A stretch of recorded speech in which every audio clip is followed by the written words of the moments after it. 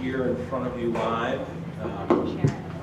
This is one of our first events we've been able to do live in person for the past 18 months or so. So it's wonderful to see you all here, and for a very good and important reason. I want to welcome everyone to our mayoral debate today. A key function of the Chamber is to ensure our business community and our community leaders understand the positions of our candidates that are running for office. And we look forward to providing that opportunity today to hear from both candidates about their perspectives and plans on a number of important issues. As a reminder, the Chamber, we are a nonpartisan organization. We don't endorse candidates. We do endorse ideas and pro-business policies that we think are important for our community, and making sure that our members and the community know where candidates stand on those issues. Before we get started, I have a few introductions, but before we get started, I'd like to just take a moment and recognize the effort and service of both of our candidates today. I think many in this room are aware that running for public office and politics is not an easy business. It takes a lot of time and effort and resources and sacrifice. And regardless of where we stand on issues, regardless of where we fall on issues of disagreeing or agreeing, we're very fortunate to have people stand up and run for office every year in New Hampshire, whether it's at the local or state or federal level, because it's an important part of making sure that we can move forward. So I'd like everyone to join me in a round of applause for our two candidates, Mayor Craig and Victoria Sullivan, for stepping up and running.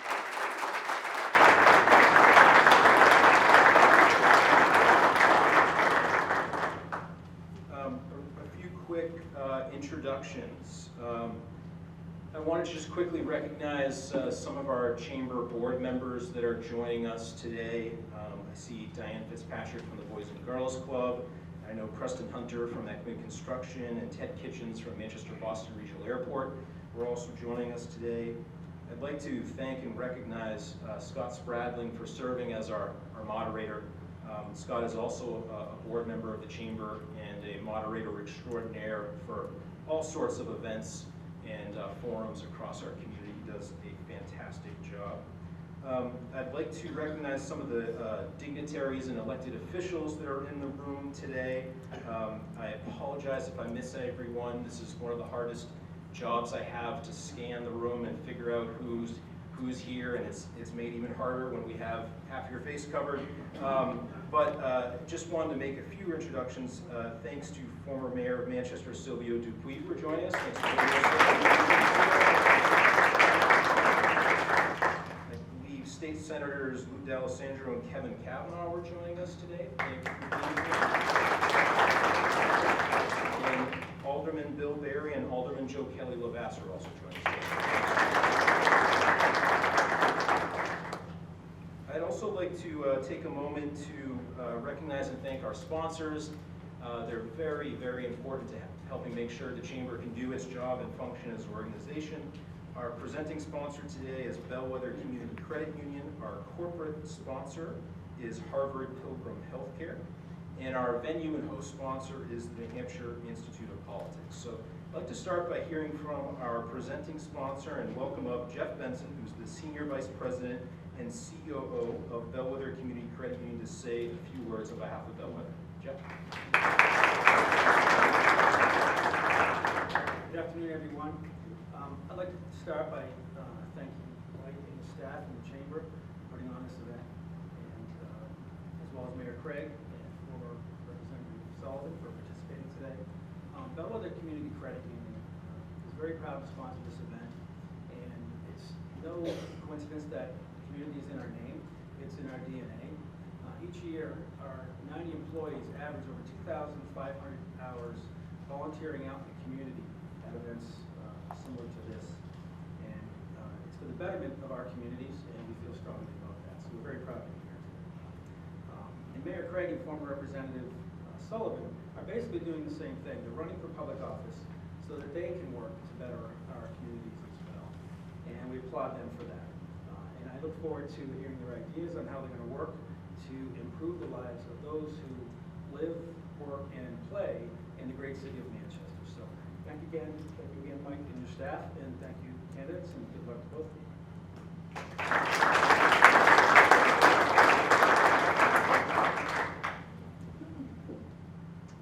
Thanks, Jeff, and thanks again to the team at Bellwether Community Credit Union for their fantastic support, which has historically and continues to be incredibly strong, and we're fortunate to have you as a chamber partner. Speaking of great chamber partners, I want to welcome up Neil Levesque, the Executive Director of the New Hampshire Institute of Politics, just to say a few words as our host. Neil.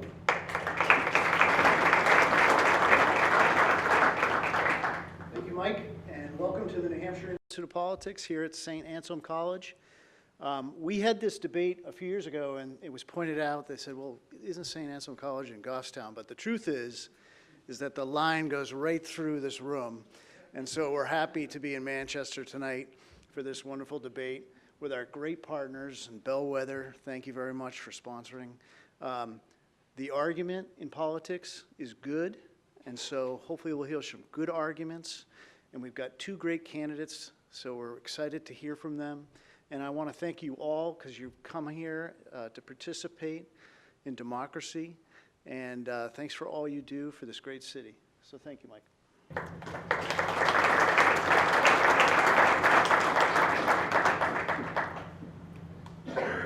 All right, so with that, we're about to get started. I want to thank Manchester Public Television for being here, and they will be broadcasting this debate on public TV.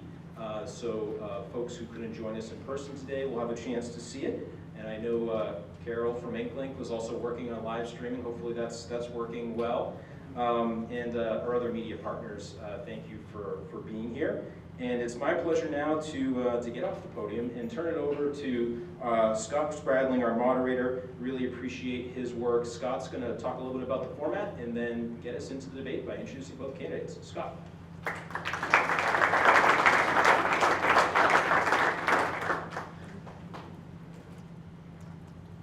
I've been doing this long enough that now I need glasses to be able to complete this ordeal. So it's wonderful to see all of you. It's wonderful to be back again.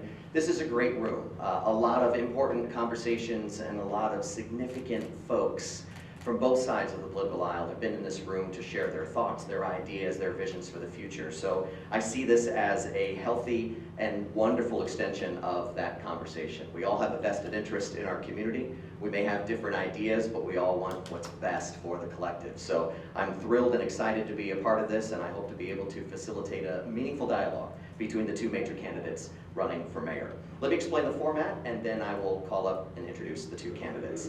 Each candidate will have 2 minutes to make opening remarks. I will ask then a series of questions based directly on input from chamber members. In fact, these questions were only delivered to me this afternoon. These are coming directly from the membership. I am just an extension of that conversation. The questions are focused on areas that relate to the chamber's strategic goals and key community issues like education, workforce, infrastructure, economic development, and public safety. Candidates during the Q&A session will have 1 minute to answer each question and 30 seconds to answer any follow-up questions if there are any. Our timer will keep track of answers with a yellow card warning for the candidates when you are at 15 seconds and a red card that she will not wave frantically but to get your attention at least so that you know when your time is up. So let me now introduce the candidates together and they can each make it to their respective podiums. Ladies and gentlemen, please welcome Mayor Joyce Craig and Ms. Victoria Sullivan.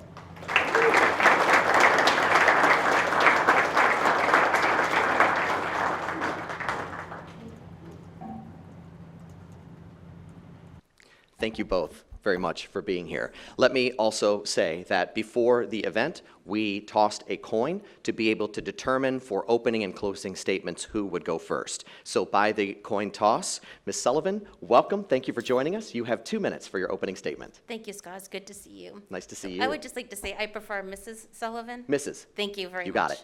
because I am married. I live on the south end of Manchester with my 2 children, and I am really grateful to be here today. There are so many issues that are facing our city, from our failing education system to our struggling downtown businesses, to the economic development that can't happen until we get past the homeless crisis and the significant panhandling downtown. But unfortunately, there's an elephant in the room that I need to address before we get to the issues at hand, the issues that people really want to talk about. Unfortunately, we live now in a society where your medical information is no longer your own. If you've noticed, people up at the podium have been able to take off their masks. I have been asked to keep mine on for the duration. Back in August, I was diagnosed with COVID-19.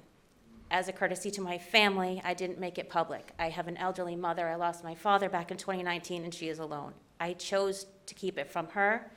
I isolated from my family. My husband took my children on vacation, so they didn't know, because as somebody with asthma and other health concerns, we were really concerned about how it would impact my family. I didn't want my mother to worry until I was on the other side of it. So I had COVID in August, mid-August. I have antibodies that protect me. And that being said, we had asked if I could go maskless here. Because of that, I was told no. I am not anti-vaccine at all. I take COVID very seriously. As you can hear, I protected my family when I got sick. I isolated immediately so nobody else in my family got sick. I have lost close friends to COVID. It is not that I don't believe that it is serious. There are certain people that cannot get the current vaccines that are out there.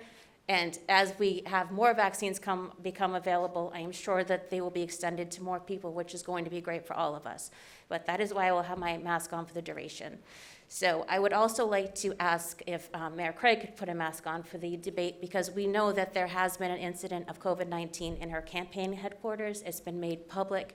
And I think if people see that, if that is part of the rules, which we know that they are, that if you've been exposed to COVID, that you should wear a mask. But I also want to make it clear that the campus policy states that any person inside the building, regardless of vaccine status, should be masked. And that, for some reason, is not the case for me.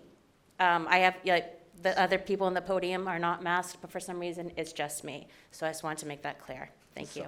Thank you very much, Mrs. Sullivan. Before we proceed to the opening statements, there is one statement that I would like to read on behalf of the Chamber.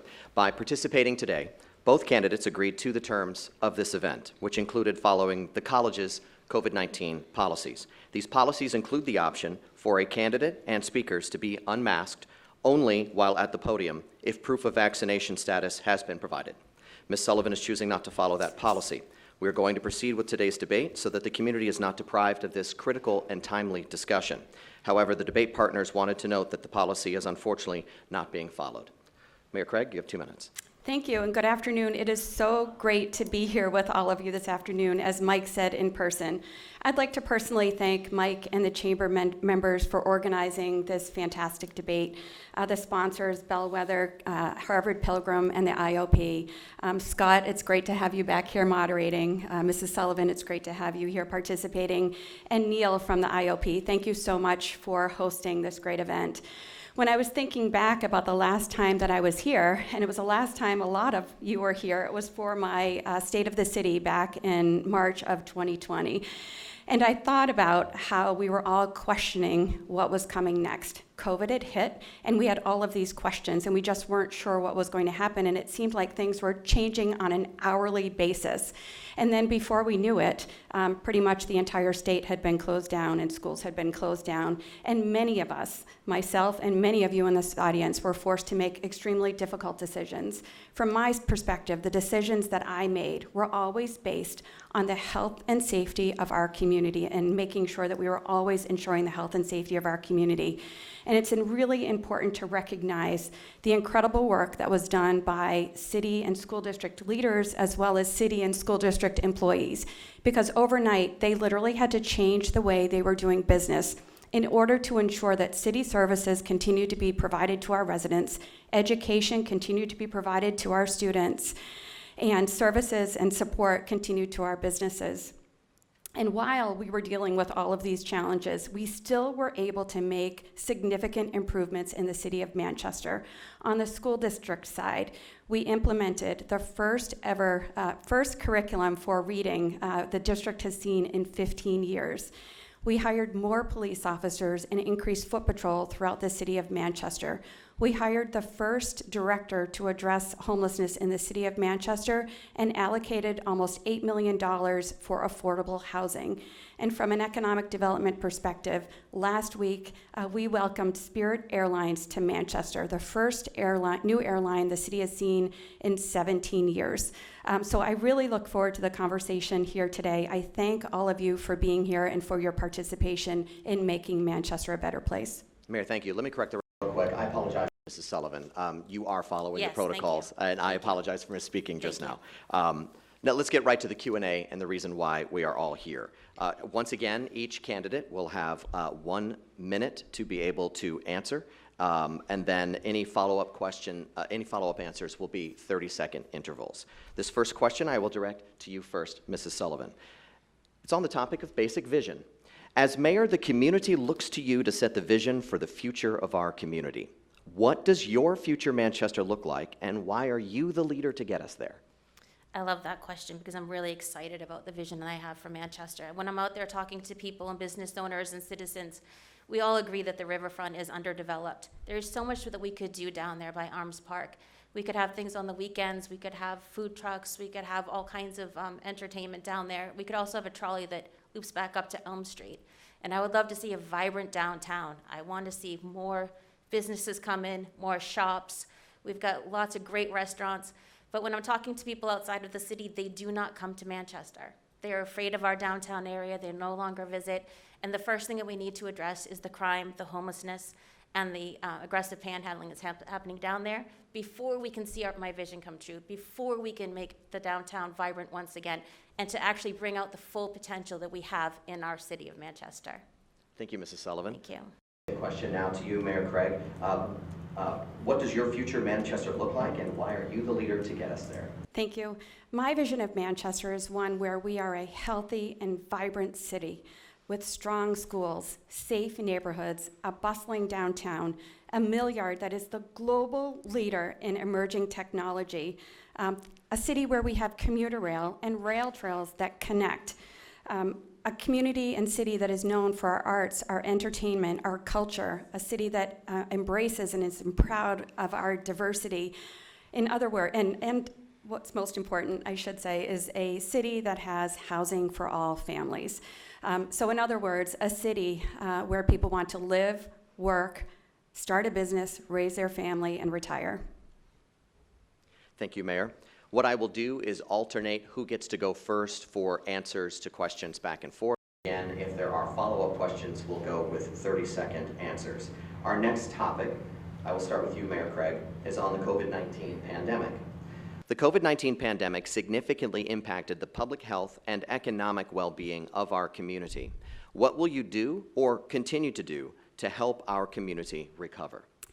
As I mentioned earlier in my opening statement, COVID-19 has really changed the way that we do business at every level. I'm extremely proud of the efforts that the city has made in terms of working with nonprofits and businesses to help shepherd you through this very difficult time. And I think it's really, as we're sitting here with chamber members, you recognized Anna Thomas, the director of the health department, as your chamber citizen of the year. Her department has done incredible work making sure there's testing and free vaccination and information out there.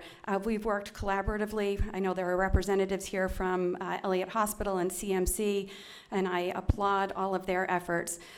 We want to make sure that we get information out to the community about how important vaccinations are. Right now, we're at about 53% vaccination in the city and roughly the same percent in the state. Until we reach herd immunity, which is about 80%, we are still going to have mutations of this virus coming out. So we want to just make sure we're doing everything we can to encourage and educate everybody about the safe vaccine and make sure that once it's available for young individuals, that we're making sure those families have that available to them as well. Mayor Craig, thank you. What will you do or continue to do to help our community recover from the COVID-19 pandemic? Thank you. So while we were in the pandemic and schools were shut down, libraries were shut down, I actually had a book drive to make sure that we had books, reading material in the hands of every child that wanted it. We were delivering food on the weekends to the schools so families could pick it up. So I'd set up the books there so families could take them home. I reached out to the community and worked with the food distribution centers that were happening around the city to make sure people still have food. But while City Hall shut down, and it did, and our school doors were shuttered, we had the community that came out and rose up and took over and led our city. It was the community that led our city. We had sports because of the volunteers in our city. We had the Roca Kids Club that opened their doors so kids had a place to learn during the day. And it was the community, the volunteers, that really drove the bus and kept us going through COVID. And I think that's where the acknowledgement should go. And that is who's going to lead us to our brighter days, us leading together as a community. Thank you, Mrs. Sullivan. Our next topic is on economic development, and I'll turn back to Mrs. Sullivan for the first answer.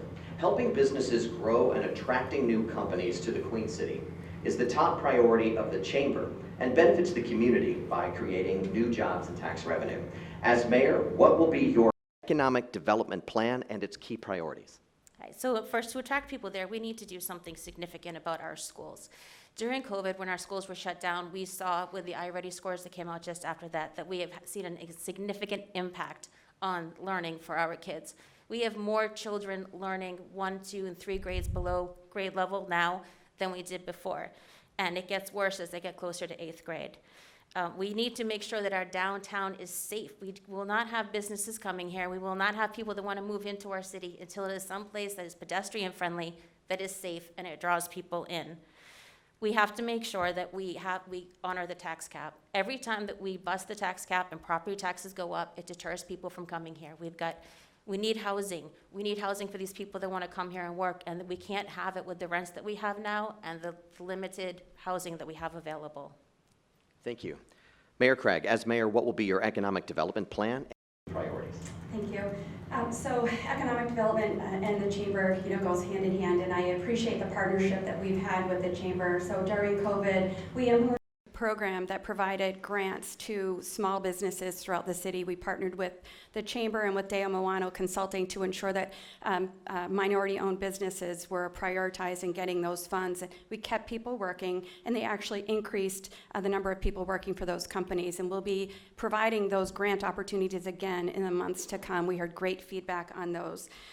We are implementing and bringing back the Economic Development Department in the City of Manchester. For those of you who don't know, it has not been funded for the last 3 years. So we're using federal funds to bring that department back, which will be a key player for interaction with many of the companies who are in this room.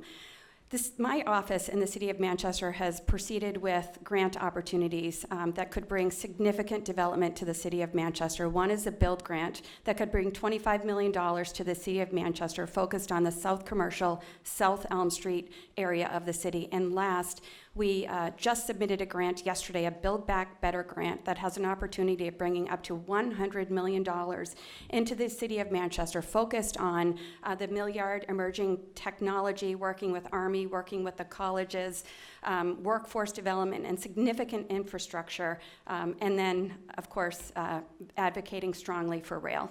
Thank you, Mayor. She took a few extra seconds. Will you please 30 seconds if you have any other specific priorities that you have for economic development that you maybe didn't have I just time need for? to reiterate that until our streets are safe and until businesses feel comfortable coming here and employees feel safe living here, none of this happens. I also want to speak to the fact that the mayor spoke about the rail trails and the bustling downtown. Our rail trails are currently unusable. We had a stabbing in the rail trails just last week behind my house. So although we need to talk about how we bring businesses here, the first thing we need to talk about really is the crime, the panhandling, and the homelessness, because until we address that, nothing else matters. Businesses will not come here. Could I please? Mrs. Sullivan, thank you. Yep, 30 seconds. So one, the city is safe. For the 5th year in a row, we've seen a decrease in crime in the City of Manchester. That data comes directly from the Manchester Police Department, is validated by the state and the FBI. And second, we have BAE that just opened with 800 new employees coming to the City of Manchester, and Dean Kamen, who is bringing company after company into the Milliard. I just want to stress that that is happening today, and as mayor, I will continue to work to ensure that that continues. Mrs. Sullivan, maybe I can direct this next question to you because it's somewhat timely and Okay. is a part of your conversation. So maybe we can just extend it around the issue of homelessness. Yes. People experiencing homelessness, as you just mentioned, it's a significant challenge in our community that requires many stakeholders at the table. What is your overall strategy and specific action steps to help address homelessness here in the Queen City? Thank you, and I just want to remind people that those 800 jobs were also promised 2 years ago when we debated, so they're just finally coming to fruition. I live on the south end of Manchester. I live in a good neighborhood, and when I spoke 2 years ago about the homelessness, the panhandling, we were really talking about the downtown area. It was really centered there. Now it's in my backyard, and for most people that live here, if you live in the city, it's probably in your backyard. It's in the north end now. It's in the Livingston Park trails. And to have a stabbing in the trails where my children use to go down to Five Below and the other shops down there, we can't use them anymore. So the way that we address this is I've got a comprehensive plan on my website, victoriasullivanformayor.com. It's not a push of a button. Took us a long time to get here. But we need to start with making the other towns and cities responsible. To the mayor's admission, only 1 in 4 people on our streets are actually from Manchester. We need to work with the community organizations that are out there that do good work to bring them together, form a coalition, find out what best practices are, find out where we're failing and fill in those resources. And there's a lot of people out there that want to have that conversation, and it hasn't been had at City Hall. As a legislator, I also worked with people across the aisle in the legislature. Right now I work for UNH. I work with stakeholders across the state all the time. We have to reach out to the state for support, and we have to get them involved in what's happening here. Mrs. Sullivan, thank you. Mayor, what is your overall strategy and specific action steps to address homelessness in Manchester? Thank you. As we all know, homelessness is an extremely complex issue. We have worked tirelessly to address this in the city of Manchester. And when I say we, it's the city of Manchester. It's many in this audience. It's nonprofits. It's the faith-based community. And I'm tremendously grateful for all that you've done to help this situation. A number of things that have happened. We've hired the first director of homeless initiatives to come to the city of Manchester. She's done Herculean work in terms of making connections. Just last night at the Board of Mayor and Alderman meeting, she talked about how she built a relationship with Gatehouse out of Nashua and has actually gotten services for 19 people who have been in parks in the city of Manchester. They're now in recovery services because of her. We've done extensive outreach with families in transition, with Manchester Mental Health, with healthcare for the homeless going out into the encampments. I've put nearly $8 million toward affordable housing in the city of Manchester to expand shelter beds, transitional beds, and expand housing overall in the city. Thank you, Mayor. A related topic, affordable housing is obviously a co-priority and a part of this conversation. So, Mayor, I'll start this question with you. Affordable and accessible housing options are desperately needed across the city and our entire region to ensure that our workforce can remain healthy and support businesses looking to grow. Do you support more housing development, both affordable and at market rate, in Manchester? And what will you do as mayor to help in this area? Thank you. Yes, I absolutely do. I've worked with developers who are building market rate housing. As I just mentioned, we put $8 million, almost $8 million toward affordable housing initiatives in the city of Manchester. Those are federal funds. They can be used in a number of different ways. They can be used to expand housing. They can be used to renovate housing. They can be used for different types of housing, which we know is necessary in the city of Manchester. We also want to do everything we can to keep our seniors in their homes. So we're putting funds aside, so if seniors need to make renovations, such as a ramp or a railing, they'll have these funds available to them to do so that they can stay in their home as they age. We have 2 parking lots in the city of Manchester that, in my opinion, were underutilized. So we put out a request for proposal for those parking lots, not to decrease parking, because I know everyone's concerned about that. We'll actually be increasing parking, but we'll be building up. So it'll be mixed use, mixed income housing right in the downtown in the city of Manchester. Mayor, thank you very much. Mrs. Sullivan, affordable housing, do you support more housing development, both affordable and at market rate in Manchester? And what will you do as mayor to help in this area? Yes, I just wanted to reiterate on the shelters. We had $2.4 million that came here for shelter use. And last night there was someone at the Board of Mayor and Alderman meeting speaking about how they couldn't afford pillows, how they couldn't afford blankets, how it wasn't a safe place to be, how it was overrun with bed bugs. So we are not going to help people by having situations where they can't even be sheltered because it isn't safe for them. When it comes to more housing, we have abandoned homes all over the city. They are now drug dens. They are draws for crime in the neighborhood, and I've been speaking to builders and investors across the city who are willing to come in, and if they're incentivized through a tax break, through working with banks to have low-interest loans to be able to renovate these homes. We can incentivize people to have them owner-occupied so they become a better place for the city instead of a blight on the city. And we've got lots of properties we can look at right now and get going on and have home ownership much quicker than if we're starting from the ground up building something new. So I'm not sure if Mrs. Sullivan understands the process with private homes, but it's up to the personal private owner to determine whether or not and what they want to do with the homes. And so if they're not willing to sell, if they're not willing to renovate, no one has to do anything. The city of Manchester has taken an aggressive approach to properties when they're not safe. And in fact, over the last 6 months, we have gone after 10 property owners. 2 we've had to take down. The others, when they've sent the letter, they've addressed them themselves, and we will continue to do that from the city side. But it's important to note that when a private property owner has a property, whether it's vacant or not, as long as it's safe, it's up to them what happens with that property. And Yeah, I would thank you, argue Mrs. that Sullivan. an abandoned property is not safe when it's being used for drug use and it's being taken over by homeless people. And it is on the leadership of the city. Everything is on the leadership of the city to make those decisions and make sure the neighborhoods are safe. You cannot skirt the responsibility and say that you can't do anything about it. You need to work with those owners. If they're not willing to work, there are legal ramifications that you can face. So just to clarify, I'm not skirting any responsibility. I'm following state law.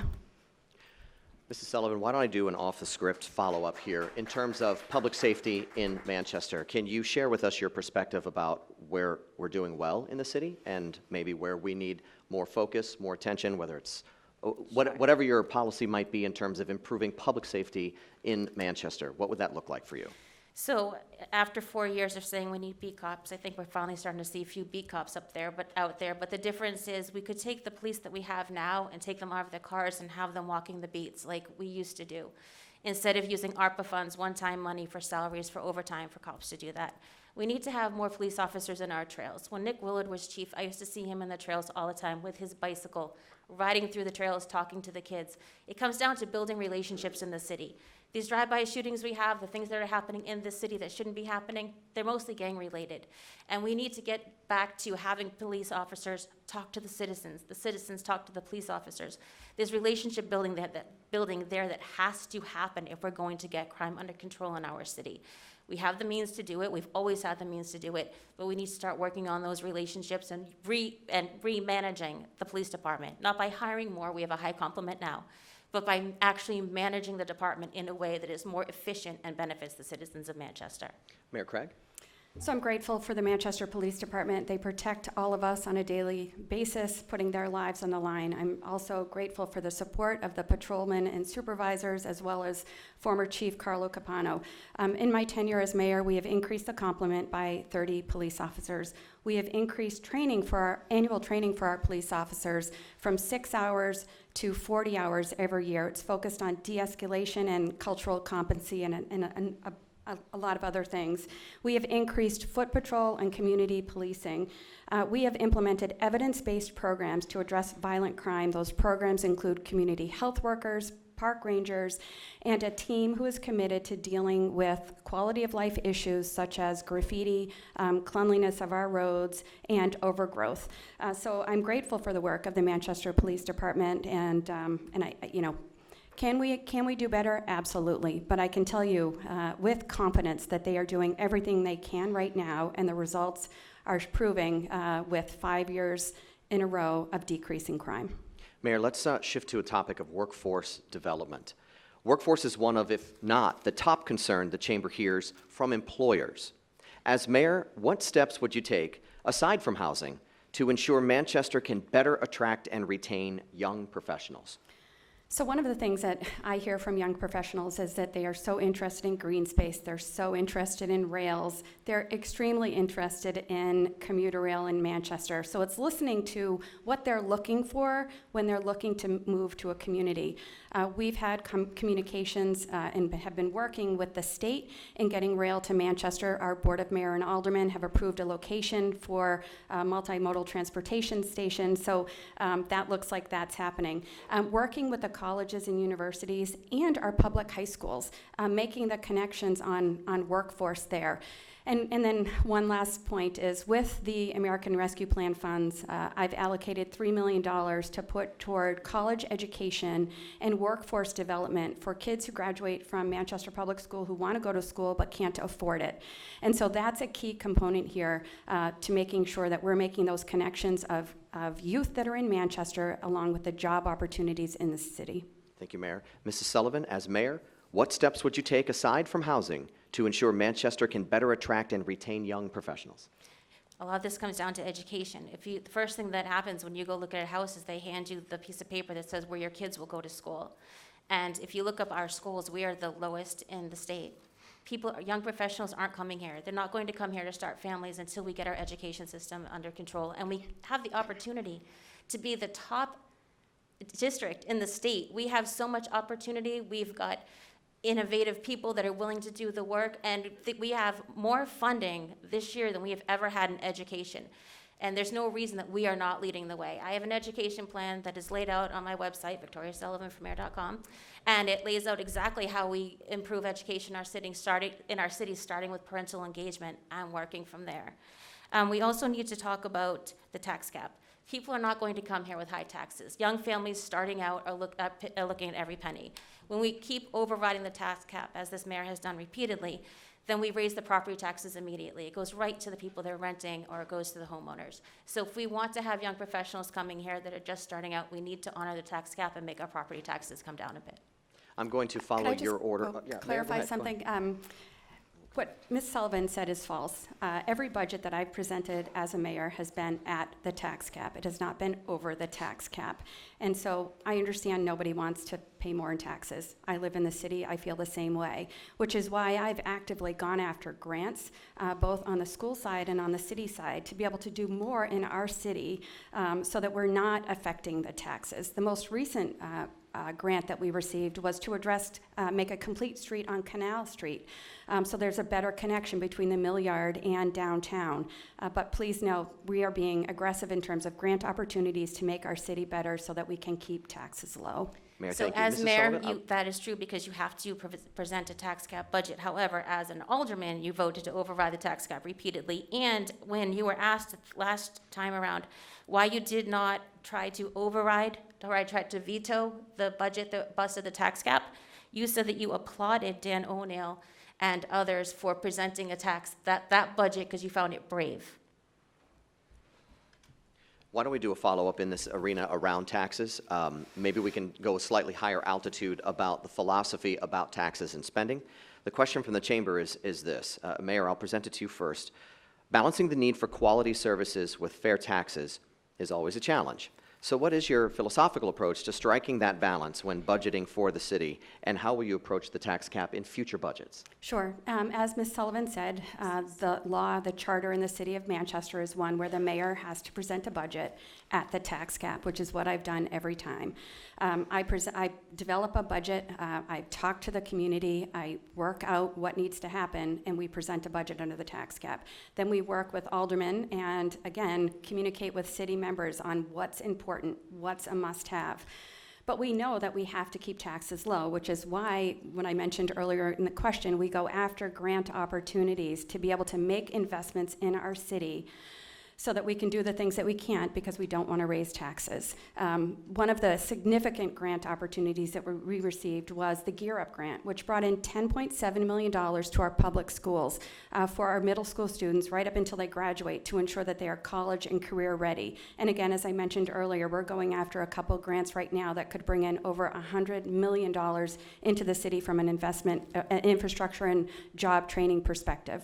Mayor, thank you. Mrs. Sullivan? Yes, so I just want to reiterate that grants are still taxes. Taxpayers still pay for those dollars. One way or another, the taxpayer is still paying for that, whether it's local or it's federal or it's state. We, the people, are still paying it. When it comes to getting our spending under control, recently the union leader put out the salaries that are in our city. Our average household income in this city is $60,000. Several of those salaries are 3 or 4 times more than the average family income in here. And so we can't sustain that. We can't sustain the pensions that we're having. We can't sustain the salaries that we're having. And you need somebody that's going to come in and actually lead. Look at where we can actually cut back on city spending, because we have to. When I'm knocking on doors, people are petrified over the revals. The elderly are scared that they're going to be booted out. Never mind the grants to help them renovate their homes. They're afraid they're not going to be able to pay their tax bill. They are scared to death that this mayor is going to keep riding up the taxes and they will be out on the street. Thank you. If I could. Yes, ma'am. First of all, grants, if they're not utilized in the city of Manchester, they'll be utilized by someone else. So that's why we aggressively go after grants as an opportunity in the city of Manchester. Ms. Sullivan is utilizing a reevaluation that has to occur every 5 years by state law and state constitution as a political ploy.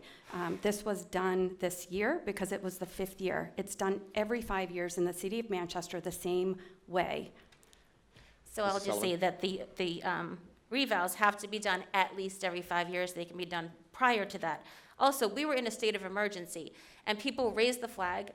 Richard Gerard is in the audience. He was one of them that raised the flag that we were going to be in trouble when the revals came out. There was an opportunity to go to the state and at least ask the question if we could have a waiver, if we could stall the revals for a little while, because the market was upside down. According to the Constitution, the revals are there to make sure there's a balanced assessment of property taxes. It's not balanced right now. The residents are paying way more than commercial properties are. So the burden is going to be on the people that are on fixed incomes that have nowhere else to get the funds. Mrs. Sullivan, let me do a follow-up that both of you I can just get wanna an answer clarify to on because revals. Truth here is really important. It's The DRA specifically said that the state of emergency was not an opportunity to delay the reevaluation. So this discussion about whether or not we could have asked for an opportunity to delay it, it's not possible. That's not true. Nashua So- tried and they were denied. And I think that for Ms. Sullivan to say that this reevaluation isn't balanced is absolutely incorrect, or I shouldn't say I think, I know, in speaking to the assessor who has spoken in various public meetings.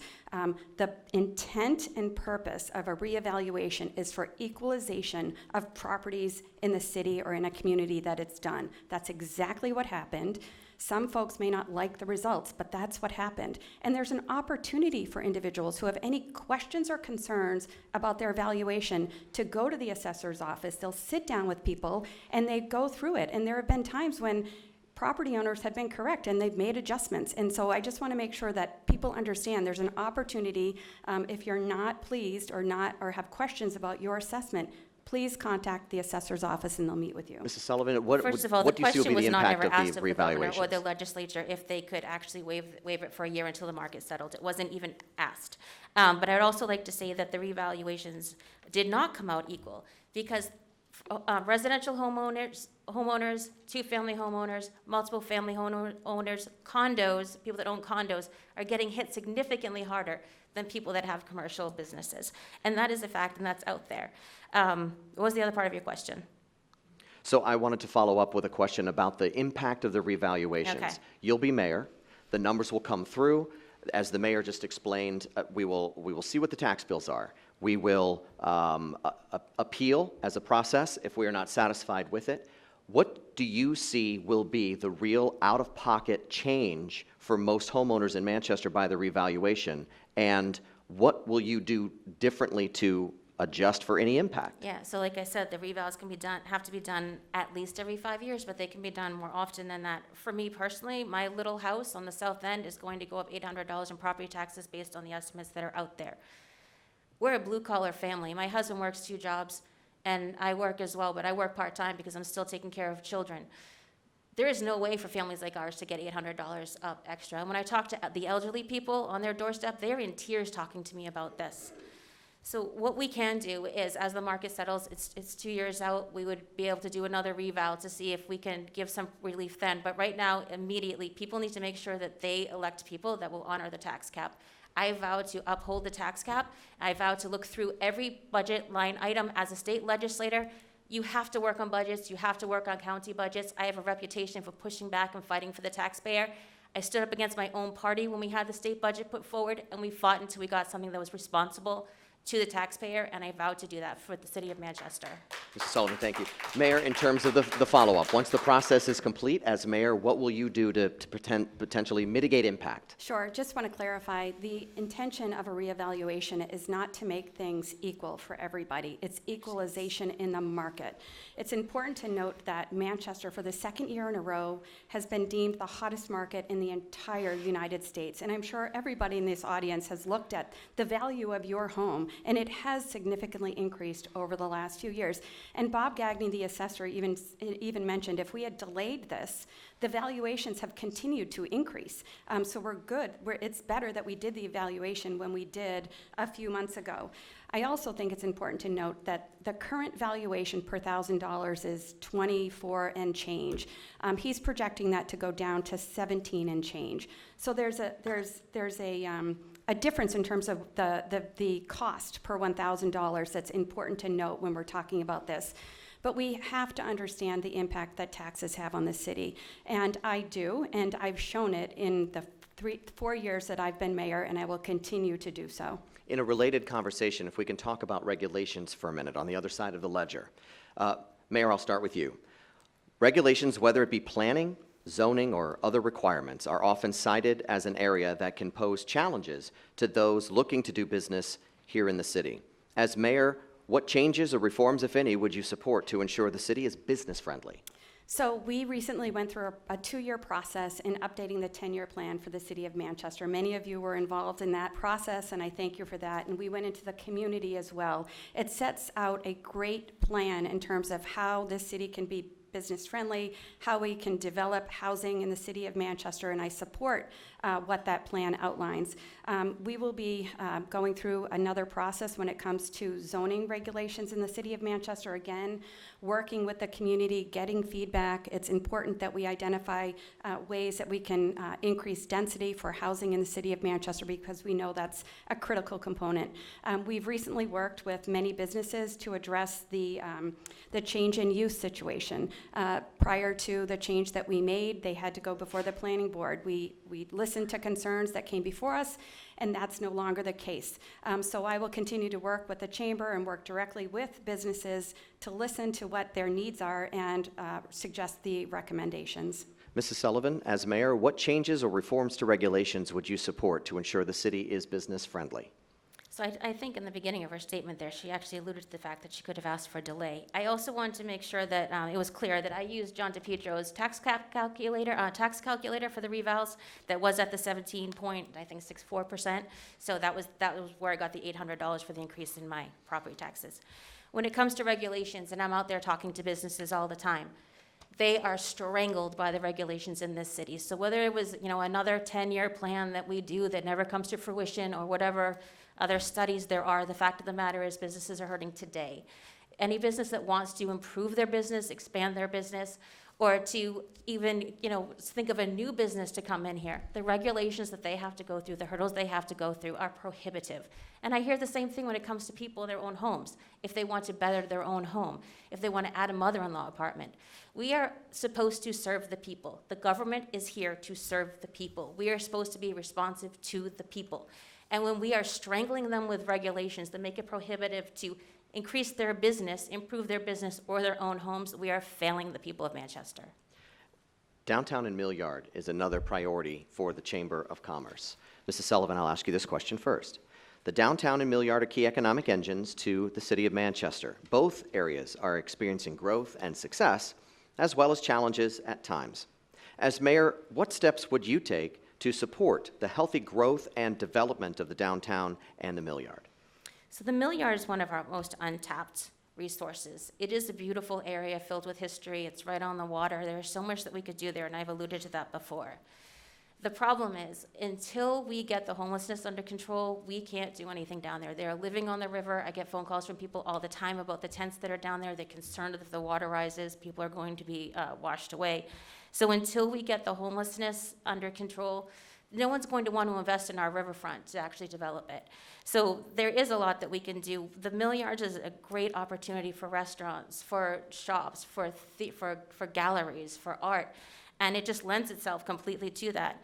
And by looping that around, like I said, with a trolley or something else that loops the riverfront area to the downtown, we could actually have a very thriving, happening city, especially on the weekends. We have beautiful weather here in New England most of the year, and we can absolutely utilize both areas. It's not, we always talk about economic development, and I feel like it's one or the other, and there's a way to make sure that they are connected and develop all the businesses. Thank you, Mrs. Sullivan. Mayor, as mayor, what steps would you take to support the healthy growth and development of the downtown and Mill Yard? Well, one of the silver linings through COVID was expanding outdoor dining for restaurants. That's been a tremendous success, and I would continue with that and work with them to really make them more of a placemaking initiative with those restaurants.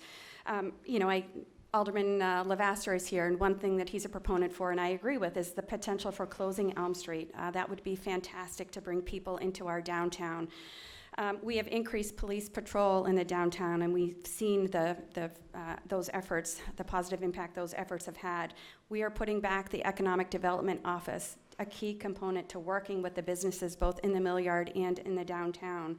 And we've identified a location for a multimodal train station behind Market Basket in the Mill Yard. And again, talking about the grants that we're going after in terms of bringing additional economic development opportunities to underutilized areas in the city, I will continue to move on those opportunities. Mayor, thank you. Mrs. Sullivan, as a follow-up to that conversation on transportation that the mayor just mentioned, whether it is growth at Manchester-Boston Regional Airport or commuter rail expansion, transportation infrastructure is a key opportunity for economic growth and an ongoing conversation in Manchester.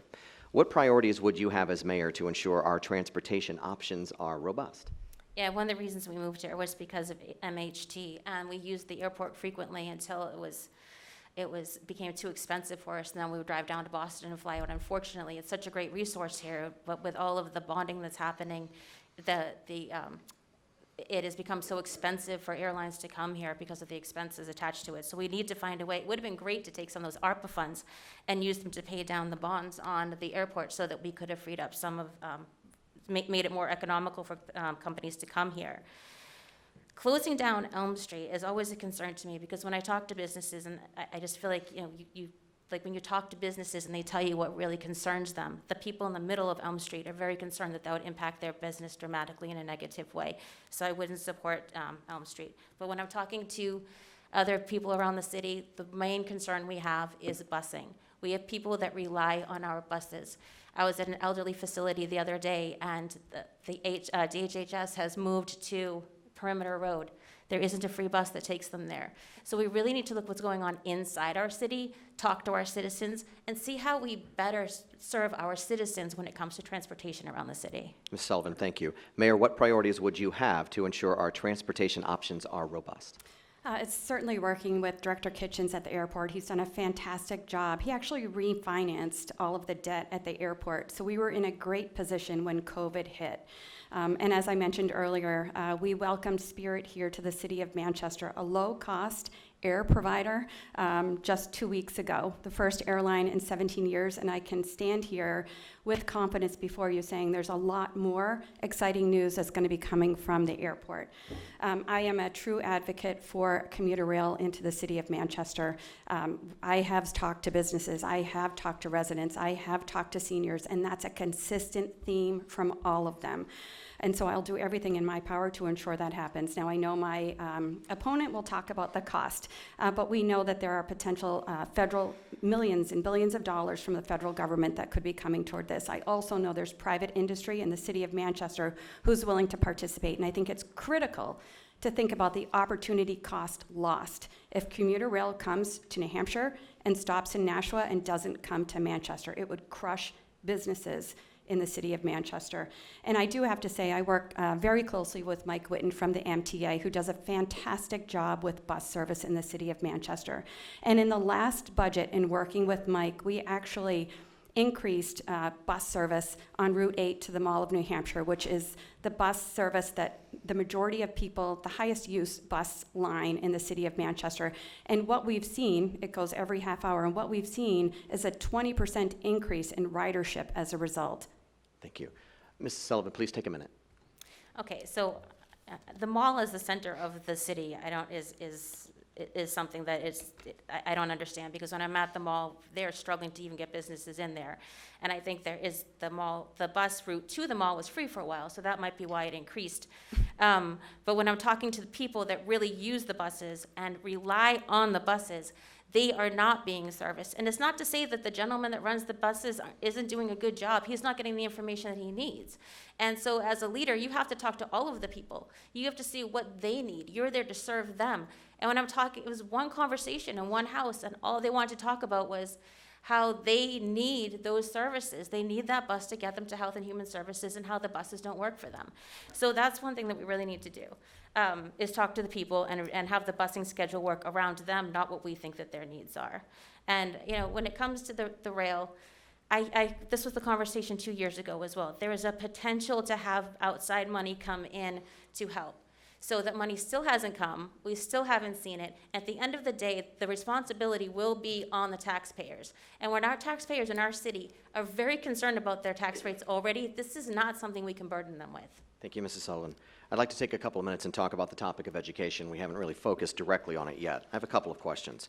Mayor, I'll start with you. Manchester Proud is a community initiative driven by business and community leaders to strengthen and support our schools, and has advanced several key priorities in the last 2 years. Do you support the work of Manchester Proud, and how will you work with them, if at all, as mayor? I'm tremendously grateful for the efforts of Manchester Proud. Many of the volunteers are in this audience tonight.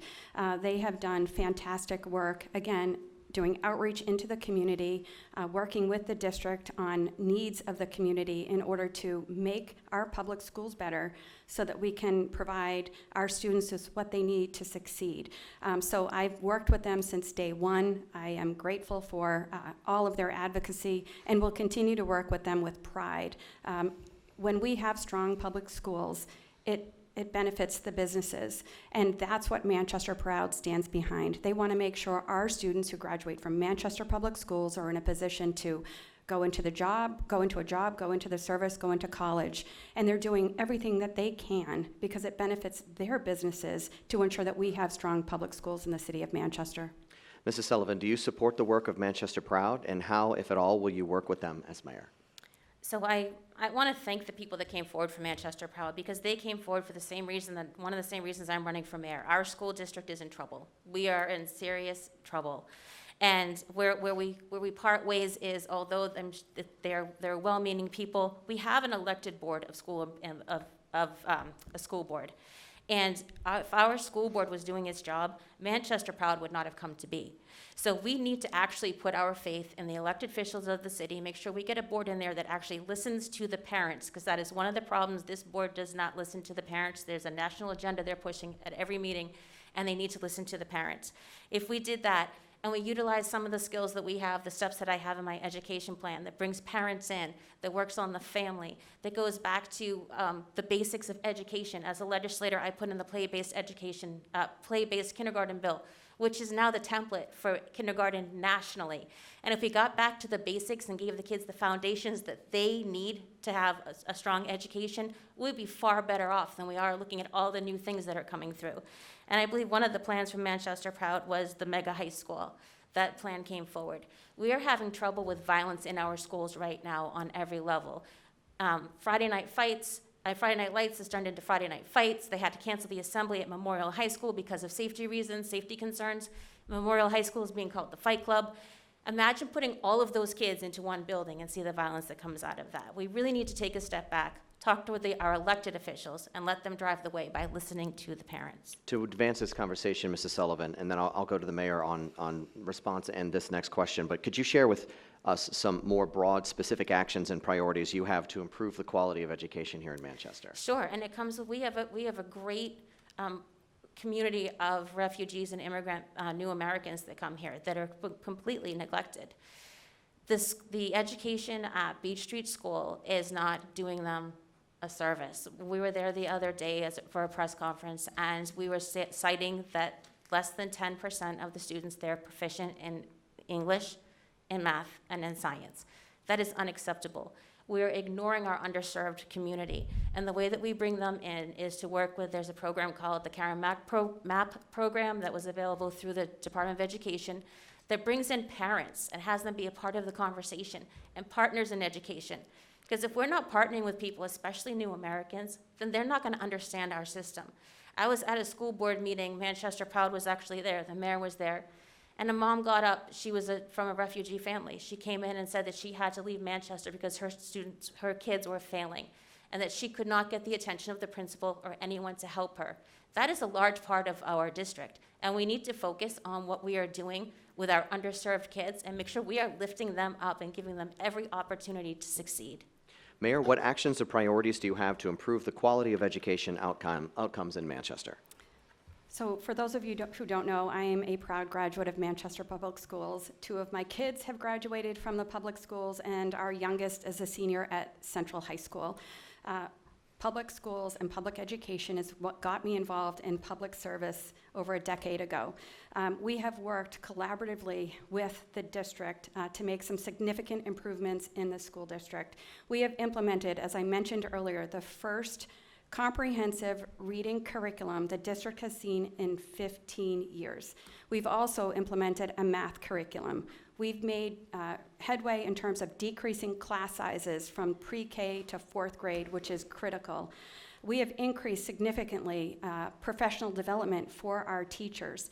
And I think it's really, really important to note that it's shameful for a politician to utilize the beloved Beach Street School as a political ploy. That school has almost 100% of families on free and reduced lunch. Almost 100% of families speak English as their second language. And after a pandemic, when we had remote learning, it was hard for them to get what they needed because their parents don't speak English. And I think it's really, really critical to note 2 things, and I know I'm going over. 1, the teachers and administration in that school work so hard to help these students. They are leaders in competency-based education, and they are leaders in putting out the new curriculum for the reading program. And second, when you look at the data, we shouldn't just be looking at test scores, a one-time test score. We want to look at student achievement and student increase in achievement. And what we've seen when you look at data from last year to this year is that there are 10% more kids who are proficient and above proficient in both reading and math scores. Mrs. So Sullivan. that's just, you can look up the statistics yourself. It's on the New Hampshire DOE website.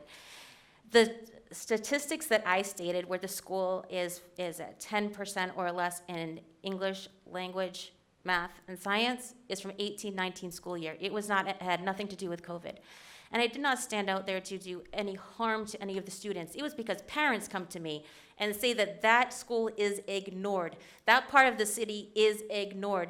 And they feel like there is no help for these kids. And I wanted to shine a light on the kids that are being underserved, that are being ignored. They are our poorest families. They are our minority families. And they are the ones that have come to the district and asked for help, and they've been turned away. I will not turn them away. I will concentrate on Beach Street. And I will make sure that families that want choice in education, no child should have to go to a school that is so underperforming because of their zip code. And they should be able to have school choice and go to the other schools in the district if they choose to. And when it comes to the Amplify curriculum that you're talking about, I went through that curriculum. It concentrates on diversity, social justice, and it teaches the children what they're supposed to think and feel about certain items. It is not concentrating on literacy. And when you talk about the parents that don't speak English, this is why we need the parents program. We need to bring parents into the school, help them understand that it's different here in America than where they're from. And parents are partners in education. I guess I just wonder if Ms. Sullivan has actually visited Beach Street School, because Yes, when I have. I'm there, the parents are so engaged in their kids' education and so engaged with the teachers. They want to participate, but unfortunately many of them don't speak English. So it's a very difficult situation, but they are there and they want their kids to work, to do well. They're very engaged in their kids' education. And I think it's really interesting. You know, I agree, parents need to have choice for their education. But one thing I don't agree with is choice when it takes dollars away from public schools and puts them into private or homeschooling. That I have a problem with. And that's one thing that my opponent is supportive of. So how are we going to provide all of these services that our public school kids need when millions of dollars are going out with no oversight. That's wrong for our public schools. That's not how we succeed. So I'd love to 60 take seconds. the time to educate the mayor on what the education freedom accounts actually are and the children's savings accounts, because they are absolutely monitored by an organization that makes sure there is accountability. And nobody is more accountable to their children or to their own tax dollars than the parents are. And those are parents' tax dollars that they should have the ability to use in a way that supports their children. Now, if you want to talk about defunding public education, under this mayor, we have lost 1,200 students. That's why the class sizes are so small. And with every student that leaves our district, we lose $4,000 from the state for funding. So if you want to talk about defunding our schools, let's keep going in the direction we're going in. Let's pretend it's sunshine and roses. Let's not look at the things that we have to look at and take these very serious positions on. Look at how we're failing our kids. We are failing our kids. And maybe some people aren't brave enough to say it in their out loud voice, but I've been an advocate for children my whole life. I will not stop advocating for children in our city, and I will not stop until every child has an opportunity to be the person that God intended them to be. There are clearly some differences of opinion on education. Thank you. And I would like to move maybe to a couple of final questions about how to implement what it is that you believe. So on the topic of leadership, Mayor, building consensus is obviously key to making progress when working with the board of 14 aldermen. How would you describe your personal leadership style, and how will you work to build consensus? So I think I'd like to provide an example. The city of Manchester received $43 million in direct federal funds to help us get out of COVID. When my office heard that news, we were obviously very grateful for the advocacy of our federal delegation. We then looked into the rules on how those funds could be used. So for an example, you can't use those funds to pay down debt for the airport. So we did extensive research on how we could use those funds. Then we went out into the community with a survey and asked people what they wanted to see this money used for, what the biggest impact, best impact could be. We took feedback from the community. We took that feedback back, and we worked with department heads, with nonprofits, with businesses in the city to build evidence-based programs to utilize those funds. I presented the plan to the Board of Mayor and Aldermen and overwhelmingly received bipartisan support for that plan, and it is now being implemented. So yes, it's consensus building, it's collaboration, it's listening. Thank you. Thank you, Mayor. Mrs. Sullivan, Yes. how would you describe your personal leadership style, and how will you work to build consensus? So I looked into that survey because I was confused. I didn't see it personally. I wanted to look into it, so I did a right to know. There were 160 people that responded to that. I might have that number wrong, but it was definitely under 200. So I'll be generous and say 200. I did a further right to know request to find out how that survey was developed, how we decided to put it out there to the people, what we were going to do with the results of that, how we were going to message it. There was not one email that had anything to do with it, which is very kind of unusual when you're trying to develop a survey and get it out to people. So that's one thing. With the $43 million, money of that is one-time money, and much of that went to salaries, and that's going to come back to hurt the taxpayers in the end, or a lot of people are going to get laid off from work. The money could have been used for the sewer system that we have to do, could have been used for infrastructure, and that would have been a tax relief to the taxpayers.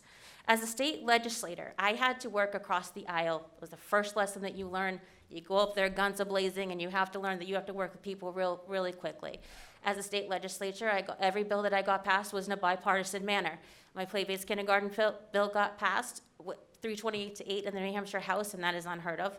I had legislation that was passed for female genital mutilation that criminalized it, that was passed unanimously in the House and in the Senate.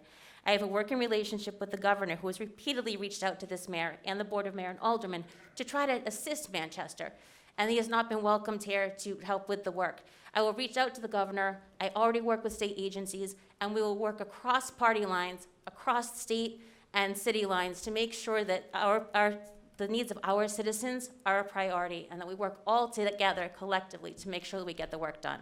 Mayor? Sure. So $6 million of the plan actually did go to sewer, so I'm glad that I have done something that would make Ms. Sullivan happy. And so we have worked with the state and with the governor. We worked with the governor and the chamber in putting together a plan to bring BAE systems to Manchester. One of the silver linings with COVID is that all of the mayors across the state got on Zoom calls every 2 weeks. That's Democrats, Republicans, and independents. And we talked about issues and how we would address them. And the number one issue back in March when we first had our call for all of us was homelessness. So together we advocated to the state for them to update their plan to address homelessness, which had last been done in 2006. And then there were mayors on that committee to help with that plan.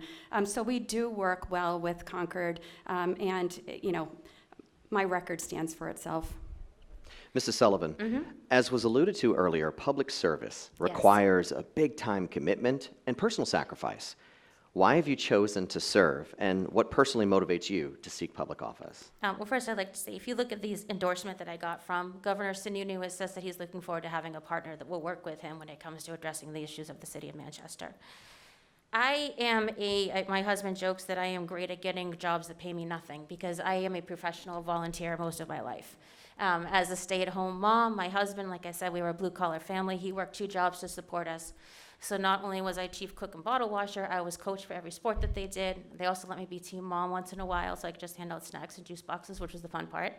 I also started the drama club at the Highland Goss Falls Elementary School, which was completely volunteer run. I ran that for 7 years. We had 2 plays a year, 2 musicals, the grades 1 through 5. That's no small feat, but they were amazing children.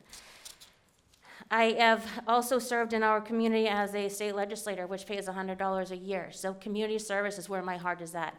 I have connections in the community, and as I said before, I believe that it's the service of our people here, the volunteers, the community, that will bring us up and bring us to a brighter Manchester and help us to achieve its full potential. Thank you, Mrs. Sullivan. Mayor, why have you chosen to serve, and what personally motivates you to seek public office? So as I mentioned earlier, it was public schools and issues at my kids' public schools that got me involved in public service. I didn't give up on the schools and move my kids out of them. I worked hard to make things better, and I will continue to do that. I love this city. I love this community. There's tremendous opportunity here, and I just feel I am very grateful to hold the position of mayor and to be able to work with all of you to make our city better. We have a plan in place right now, and I view it as a once in a lifetime opportunity right now to be able to really make positive change in the city of Manchester, and I look forward to implementing that plan and getting it through. Thank you, Mayor. I'd like to Mrs. respond, 'cause Sullivan? she just took a hit at my children. So I'd like to say that, yes, I have removed my children from public school. My kids are now at private Catholic schools that align with our value system. I did so because I fought so hard for all of our kids in public school. And as PTA president, someone who served in the New Hampshire Executive Board, I can tell you that even me, I wasn't heard. I ended up at the school board. That's how I got my name on a ballot. I went to the school board because I was upset with things that were happening in the school, and I wasn't heard, and I wanted to take it further, so I became a legislator, and I put in bills that empowered parents and gave them a stronger voice in education. There comes a time when you have to look out for your own children and make a choice for them. I have not given up on our public schools. I have laid out a plan that says exactly what we can do to make them stronger and better. I think I've made it pretty clear about how I feel about our underserved children in this district that are completely ignored, and I will fight for every child in the district, but I will never apologize for making a better choice for my family, for my children, to give them the best education that we could get them. It's time now to move to closing remarks. I'd like to thank all of you for attending, and to the members of the chamber for these very great questions. Mrs. Sullivan, based on the coin toss, you have 2 minutes. You get to go first. Thank you very much. I want to thank you all for being here, and I know it gets heated because I'm very passionate about this city. I'm passionate about this job, and I'm not running because I have some dream to be mayor of Manchester. I'm running because I saw the direction the city was headed, and I wanted to be part of the change. I moved here over 12 years ago because I love the city, because my husband and I saw the potential for our children here. And to see that dwindle made me feel like I had to do something to bring the city back to what we knew it could be. And that's why I'm running. I believe in Manchester. I believe in her people. As I've said before, I believe us working together as a community is how we bring Manchester to her brightest days yet. There are a lot of great innovative plans out there. There are a lot of people that want to be a part of the work. And I am the person that can bring people together to work together to make sure that we do together forge a brighter Manchester. Thank you. Mrs. Sullivan, thank you. Mayor, you have 2 minutes. Thank you. Just again, want to thank the chamber for hosting, Scott for moderating, Bellwether, Harvard Pilgrim, and the IOP for providing this opportunity. It's great to be here. It's great to have this conversation. I feel I love the city of Manchester, and I think that the conversation today showed a stark difference between the two candidates who are running for mayor. I have a proven track record for working with the community, the business community, the nonprofit community to impact positive change in the city. Do we have our challenges? Absolutely. Every city does. But I can tell you that we are working around the clock to address those challenges with innovative, evidence-based programs, again, collectively as a community. And I look forward to serving as mayor for the next term and ask for your vote on November 2nd. Thank you to our sponsors for supporting the Chamber and for supporting this event. Our presenting sponsor was Bellwether Community Credit Union. Corporate sponsors are Harvard Pilgrim Healthcare. The venue sponsors, of course, New Hampshire Institute of Politics. Thank you to Neil Levesque.